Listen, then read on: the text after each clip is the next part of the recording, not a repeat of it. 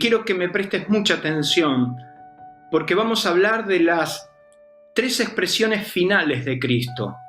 Vamos a ver, antes de que Jesús celebre su última cena con sus más amados, sus más cercanos, tuvo tres expresiones que me gustaría anotarlas y tenerlas muy presente porque nos hablan de una manera muy especial.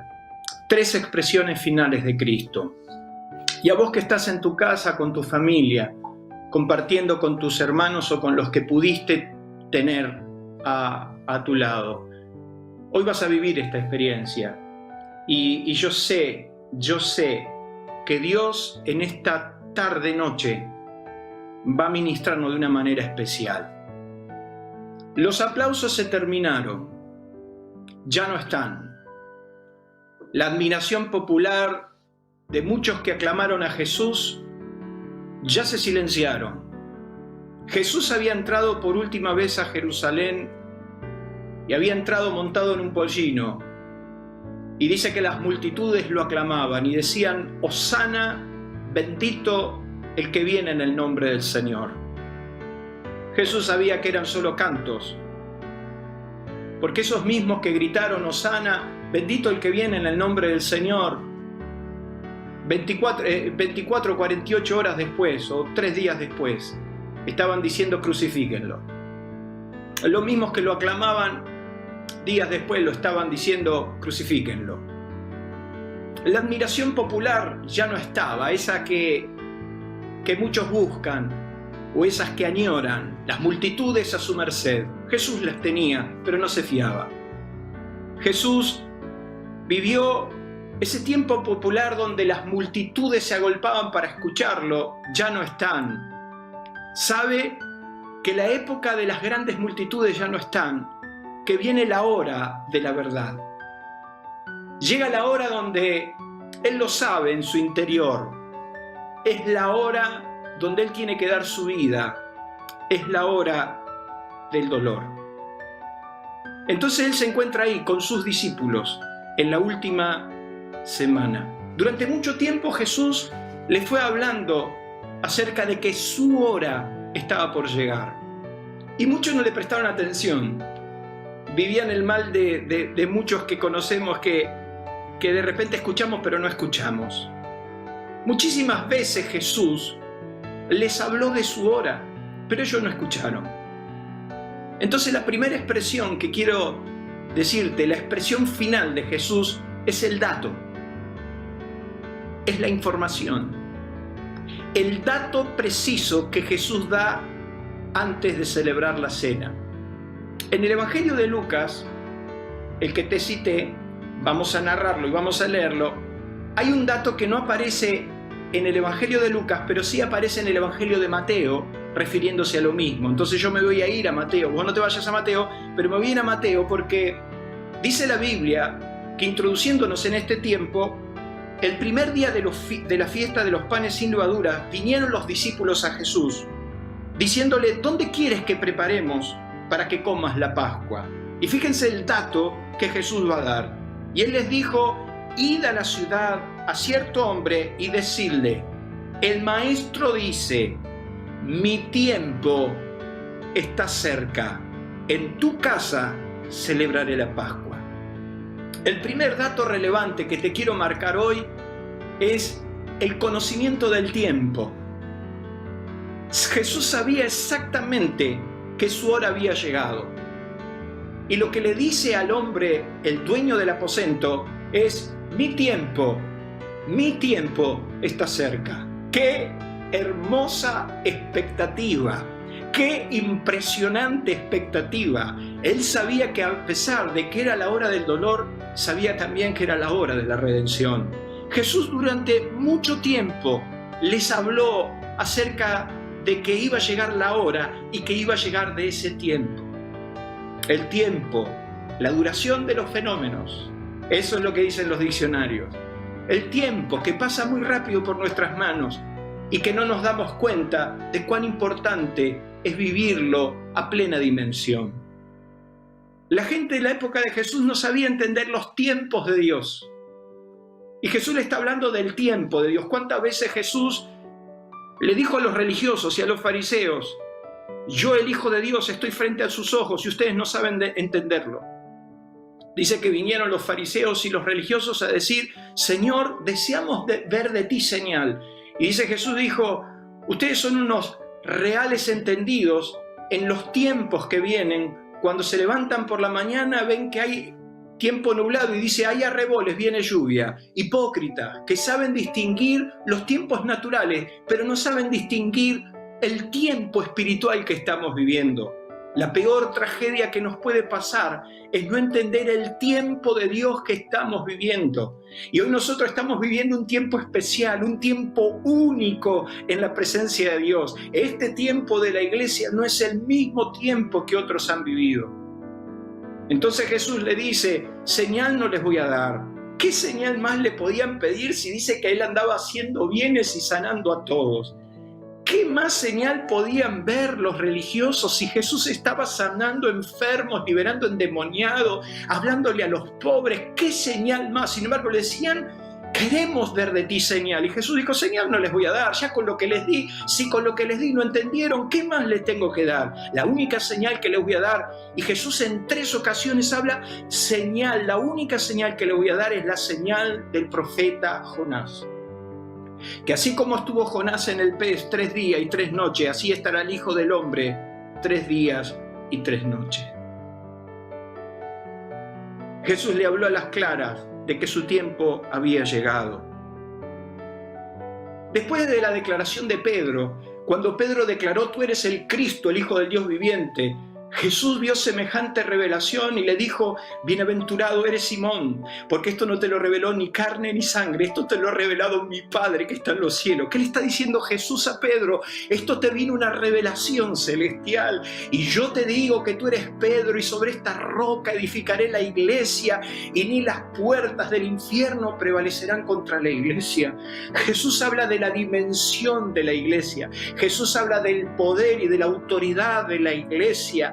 Y automáticamente, después que le dice: y a ti, a la iglesia, te doy las llaves del reino, para que todo lo que ates en la tierra será atado en el cielo, y todo lo que desatares en el cielo será desatado en el cielo.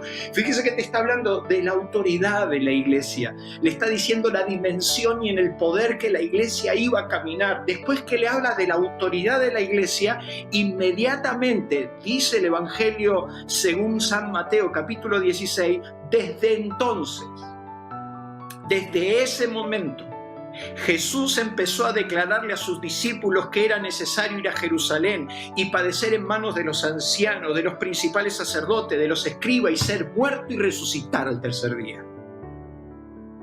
Después de la curación del muchacho lunático, ese que se revolcaba en tierra y que el padre desesperado le dijo: si puedes hacer algo.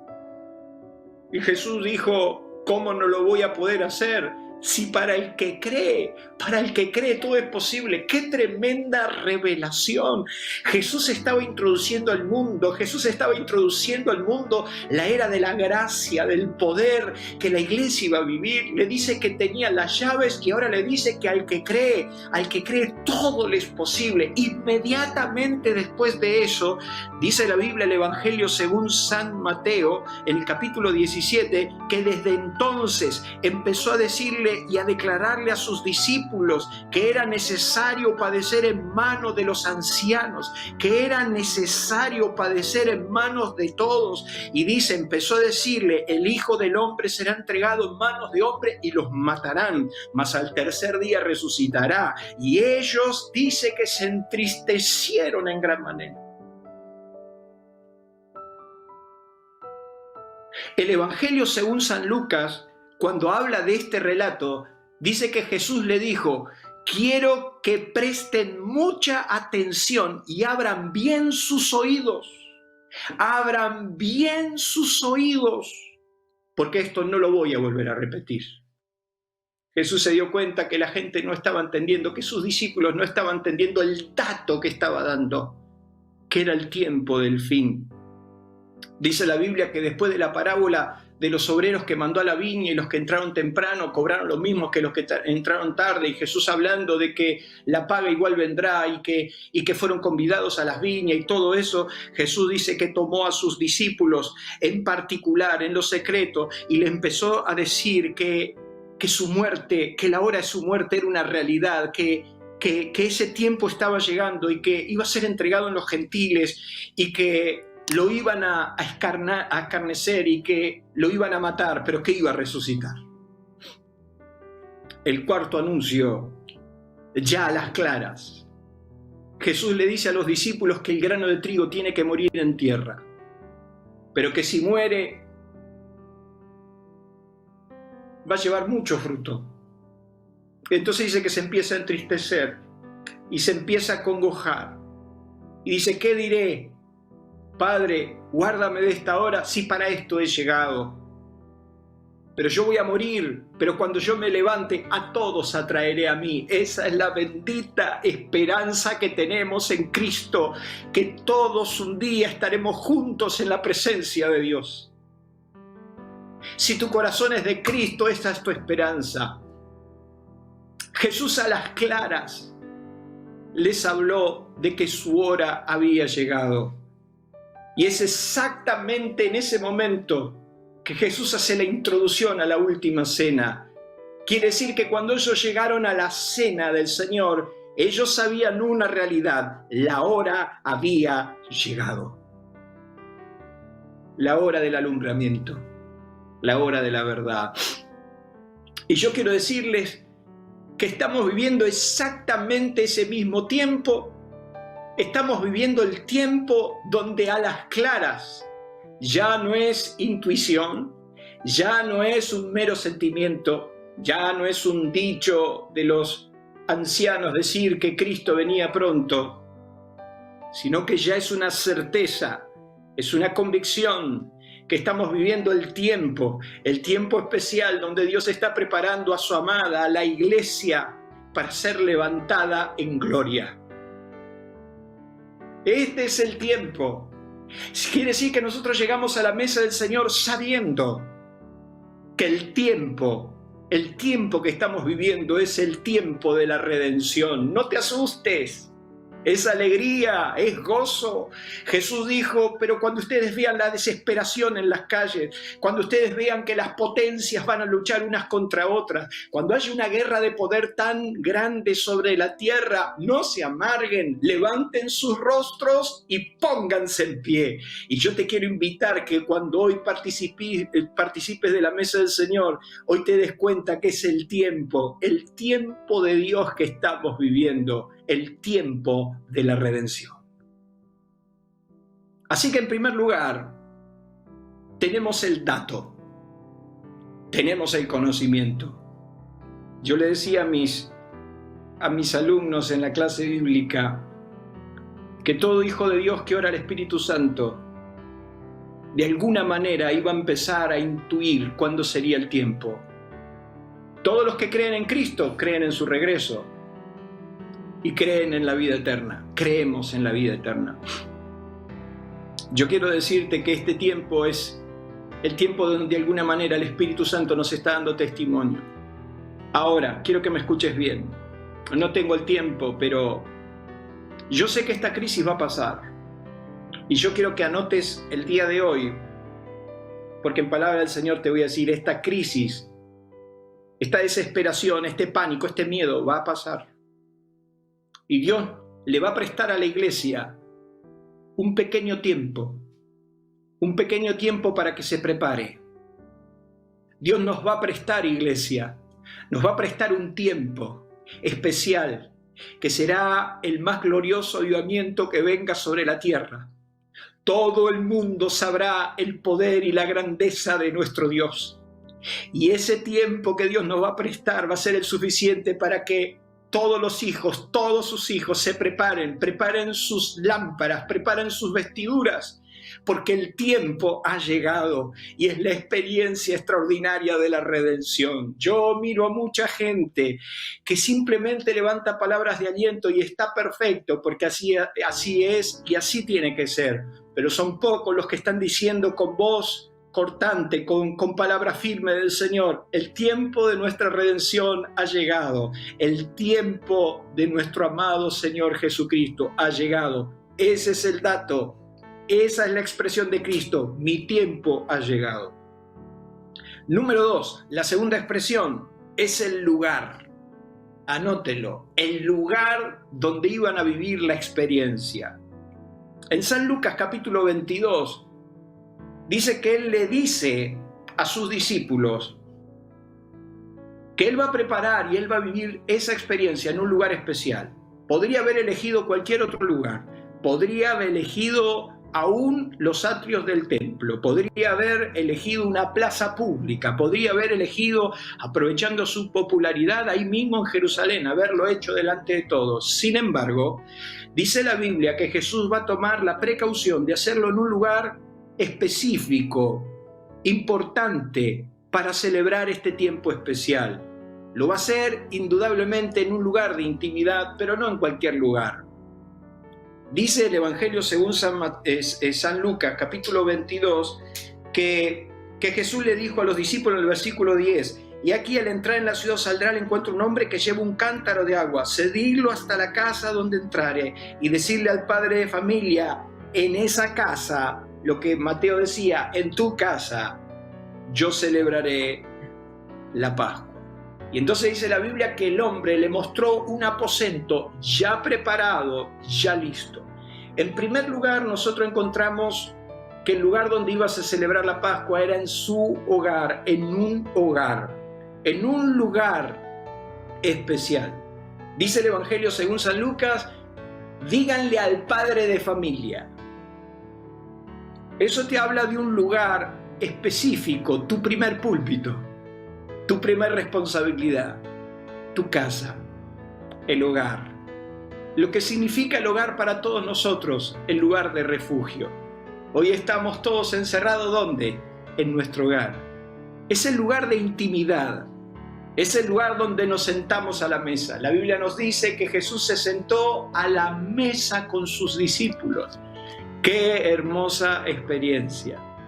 Yo vengo de familia de italianos donde la mesa es sagrada. Una costumbre europea que también muchos países tienen, no solamente los italianos. Nací en un hogar donde nadie comenzaba a comer si primero no se sentaba al último de la mesa. Teníamos que estar todos sentados. Y tengo una imagen de ver aún las fiestas familiares de mi abuelo, mi abuela, mis tíos, mis primos, todos sentados en la mesa y nadie comenzaba si no estábamos sentados en la mesa. La mesa era ese lugar de encuentro, ese lugar de compartir, pero sobre todas las cosas era el lugar de intimidad. Dice también que estaba preparado, el aposento estaba preparado. O sea, no es que se hacía así porque así, sino que se preparaba, se le daba una mística especial. Por eso yo te pedí que prepares un lugar de tu casa donde vas a vivir esta experiencia. Dice que también estaba tan preparado que cabían no solamente él, sino que todos sus discípulos. Y es más, tuvieron el lugar para que Jesús les lave los pies. En ese lugar de intimidad, Jesús dice que miró a sus discípulos y los amó hasta el fin. Y los amó tanto que no tuvo problema de lavarle los pies. ¡Qué experiencia singular! ¡Qué experiencia tan extraordinaria que vivieron los discípulos con Jesús! O sea que en primer lugar era el conocimiento del tiempo. El segundo lugar era ese lugar especial. Y hoy en nuestra casa, donde nacimos, donde crecimos quizás, donde vivimos experiencias a diario, donde está mamá, papá, si es que está, o donde está sola, pero es tu hogar, es tu refugio, es el lugar que te cubre de la tormenta, que te cubre del frío, que te cubre del calor, es el lugar donde te refugias, donde vivís en intimidad y donde solo ahí sos el verdadero yo. En ese lugar era el momento adecuado, en la intimidad de vivir esta experiencia. Y lo tercero, dice que Jesús se sentó en el versículo 15 del capítulo 22 y les dijo: cuánto he deseado comer con vosotros esta Pascua antes que padezca, porque os digo que no comeré más de ella hasta que nos encontremos todos juntos en el reino de Dios. El deseo de Jesús nos habla a las claras de que lo que más Jesús amaba con sus discípulos era tener comunión.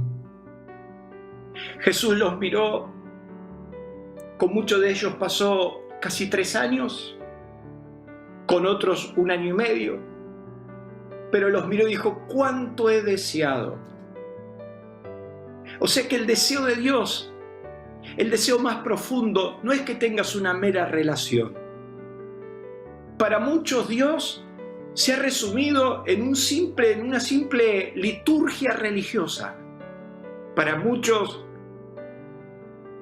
la vida o la experiencia con Dios ha sido simplemente una costumbre. Dios no quería eso. Dios lo que quería y deseaba de corazón era una comunión. El deseo dice que es el movimiento afectivo hacia algo que se apetece. Deseo es el anhelo vehemente. Jesús anhelaba vehementemente estar con sus discípulos. Torres Amat dice que Jesús dijo ardientemente deseé. La Biblia Jerusalén dijo con ansias deseé. Y la Nueva Versión Internacional dice que él tuvo muchísimos deseos de estar con sus discípulos. La comunión. La comunión.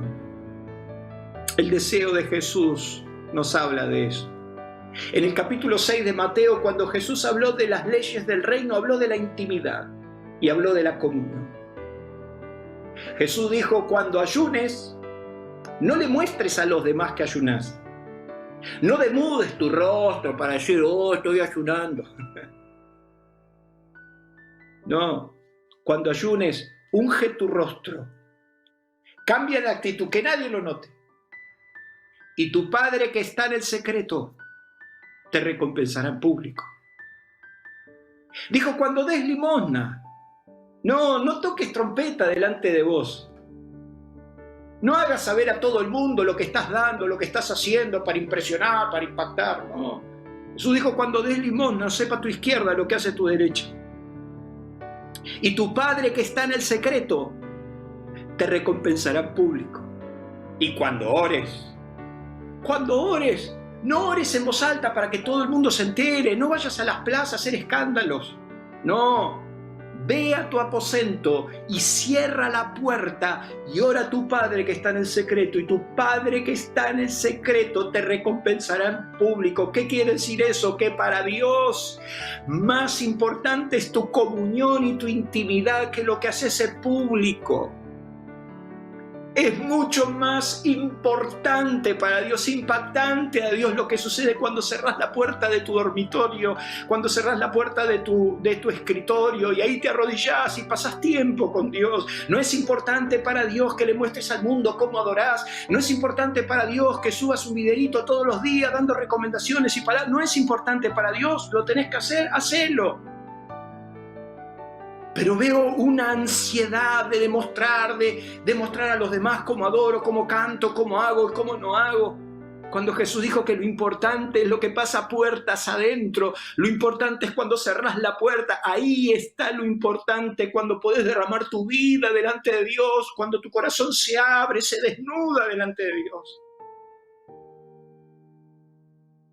Las multitudes se habían cerrado.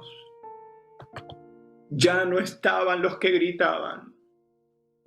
Pero Jesús dijo: yo he deseado ardientemente estar con ustedes en casa.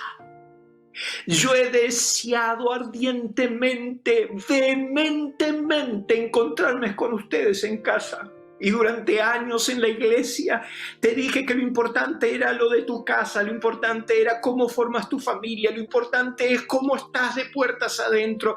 Y aunque tu experiencia sea mala, lo importante era vivir la vida práctica, el poder de Dios. Pero hay gente que solo anhela posiciones, que le gustan las multitudes. ¿Y qué pasa en casa? ahí en comunión, cuando no le puedes mentir a nadie. ¿Por qué era tan importante esto? ¿Por qué Jesús habló tanto de lo íntimo más que de lo público? ¿Por qué dijo que era mucho más importante lo que sucedía cuando cerrabas la puerta que cuando estabas en público? ¿Por qué? Porque ahí estás vos y Él. Ahí tus mentiras se caen. Ahí tu máscara, tu fachada, ahí aparece todo, tus frustraciones, tu llanto, tu dolor. Ahí no tenés que calificar porque ahí estás desnudo delante de Dios. Es por eso que el salmista decía, he aquí que tú amas la verdad en lo íntimo. En lo íntimo, en la comunión y en el secreto me has hecho comprender sabiduría. Por eso el salmista en el Salmo 25 decía la comunión íntima, íntima. ¿Qué está diciendo el salmista? Es la comunión, es la comunión, es la experiencia real. Hoy en casa estás vos y tus hijos. Hoy en casa estás sola o con un compañero. ¿Y qué de tu ministerio? ¿Cuántos padres hoy se levantaron y pensaron que hoy tenían que ministrar a sus hijos? O tenían que ministrar a su esposa, o tenían que ministrar a su esposo. Eso no lo puedes evitar. Alguien me dijo alguna vez, ¿por qué en tu iglesia se da la cena del Señor a los niños? Bueno, es una larga discusión, no la voy a tener ahora. Pero cuando un padre tiene que ponerle la mano sobre la cabeza a sus hijos, ahí se ve el sacerdocio. ¿Tu hijo puede recibir tu oración? Tu esposa, la que tratás todos los días, o tu esposo, ¿puede recibir tu oración? Ahí te enfrentás con tu realidad. Entonces el salmista decía, la comunión íntima de Jehová es con los que le aman y a ellos hará conocer su pacto. Quiere decir que cuando tenés verdadera comunión, Dios te va a revelar todas las cosas. A mí me asombra el tiempo de cómo los cristianos cambian de planes y te hablan de propósito y te dicen que Dios le dijo una cosa y después Dios le dijo la otra. No, mi amado, no, mi amigo. Hace 35 años que Dios me dice una sola cosa y nunca la cambió. Cuando el apóstol San Pablo tiene que hablar del llamado de los llamados. Primera de Corintios capítulo 1. Dice Pablo, apóstol de Jesucristo, llamado por Dios, y habla de su apostolado, el llamado personal. Pero después dice a los santificados en Cristo, llamados a ser santos, el segundo llamado, el llamado a la santidad. Pero el tercer llamado habla del llamado de los llamados. En Primera de Corintios capítulo 1 dice, fiel es Dios, por el cual fuisteis llamados a la comunión. Dios no te llamó a otra cosa. Dios te llamó a estar con Él. Dios llamó a tu familia a estar con Él. Jesús tuvo miles y miles de personas que lo aplaudían, pero Él, sentado en la mesa con sus amados, dijo, cuánto deseé vivir este tiempo de comunión. Dios no te está buscando para sus grandes propósitos. Todos esos predicadores populistas que engañaron a la gente durante años están cayendo sus enseñanzas, se están desmoronando sus criterios, porque Dios no te llama a hacer grandes cosas para Él. Dios te llama para que estés con Él, y como estás con Él, es indiscutible que harás grandes cosas. Dice que cuando Jesús llamó a sus discípulos, pasó toda la noche orando. Y cuando descendió, llamó a sus discípulos, número 1, para que estuviesen con Él. Y luego los mandó a predicar. Se te nota. Se te nota que estás con Él. Se te nota si no estás con Él. Se te nota. Tus apreciaciones, tus deseos, tus voluntades, tu yo. Quiere decir que en primer lugar estuvo el dato, el conocimiento, el saber distinguir el tiempo. Hoy esto es personal. Esto lo dice Ángel Caputo, Made in Ángel Caputo. No lo va a tomar como... Yo creo que estamos viviendo el tiempo donde nuestra generación puede vivir la experiencia más extraordinaria que Dios haya reservado para los santos de los últimos tiempos. No pasar por la muerte y ser arrebatados en gloria. Imagínense el tiempo de Dios, de la iglesia. Viviremos el mayor avivamiento que la iglesia haya sido testigo. Cuando se levante esta pandemia, vamos a correr a nuestros templos a adorar a Dios. Vamos a correr a doblar nuestras rodillas, a encontrarnos con Dios. Ya no correremos al Dios que me da, que me bendice, al Dios que me manda a las naciones. No, vas a correr a buscar el rostro de Dios como lo estás haciendo hoy en tu casa, en comunión. Conocer el tiempo que estamos viviendo. Número 2, el lugar, la intimidad y la comunión. El deseo de Dios es que vivas cerca de Él. Dice Santiago capítulo 4, verso 5, que el Espíritu que a Él ha hecho morar en nosotros nos anhela celosamente. Nos anhela que entres a ese cuarto, anhela que abras la Biblia, anhela que abras tu corazón, anhela que vos le busques. Buscar a Dios, buscar lo importante, lo trascendente. Termino en esta noche. En 1 Corintios, y ahora volvemos a Lucas, no me saques el señalador de Lucas. En 1 Corintios, en el capítulo 12, cuando Pablo tiene que hablar de esto que estamos por vivir, dice: porque yo recibí del Señor lo que también os he enseñado, que el Señor Jesús, la noche que fue entregado, tomó pan, lo primero que te pedí en la lista. El pan simboliza el cuerpo de Cristo lacerado. Tomó el pan y habiendo dado gracias lo partió y le dijo: tomad, comed esto es mi cuerpo que por vosotros es partido, haced esto en memoria de mí. Ahora nosotros vamos a orar y vos vas a ir a ese lugar tan íntimo de comunión con tus hijos y lo primero que vas a hacer es tomar el pan. Y cuando lo tengas en la mano te vas a dar cuenta que no es pan. Eso que tenés ahí simboliza el cuerpo de Cristo. Y la Biblia dice que el cuerpo de Cristo fue quien sufrió los agravios, la ira de los hombres.